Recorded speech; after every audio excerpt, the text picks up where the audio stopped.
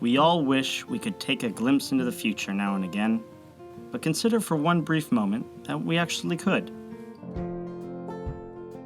What would our cities look like? Or our people?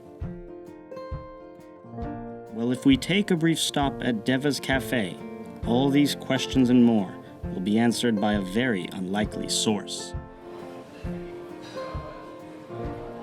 With some help from some CSU Stanislaus students, these queries of the future are answered in the form of a new mobile app, Modesto 2034.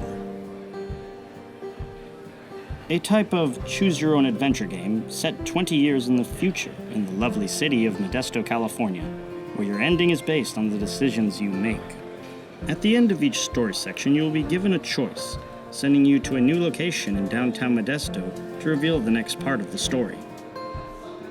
So after scanning the game's first QR code inside of Deva's Cafe, I am placed in the role of an unnamed character.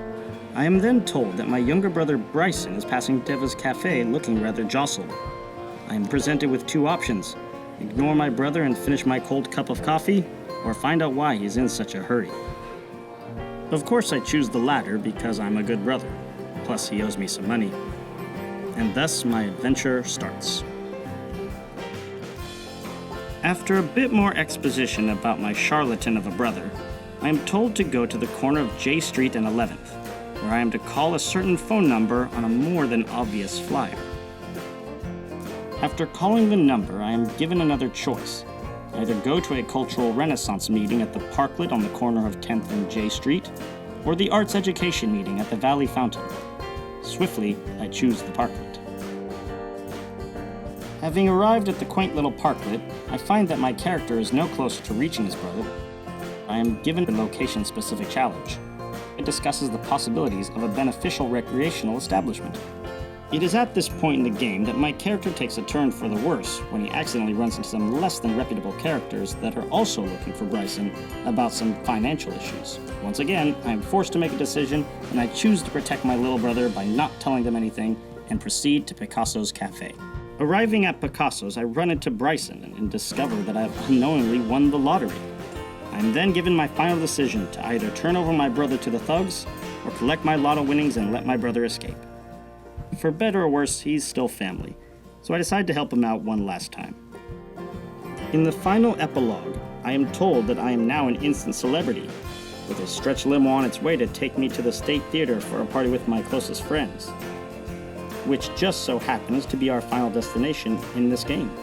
The State Theater was quite lively as game players and film buffs all clamored together to prepare for the upcoming film festival. As I watched everyone mingle, I started to ponder the game as a whole. The composited shots of downtown Modesto with futuristic designs was very unique. And the story still managed to keep me engrossed enough to make me want to see my character's overall outcome.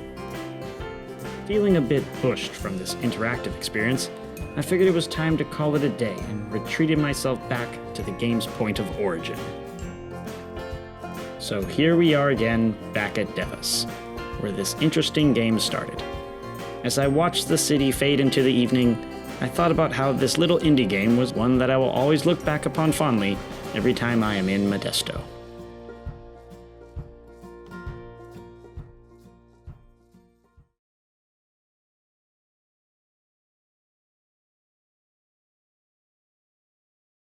Why did I leave my phone there?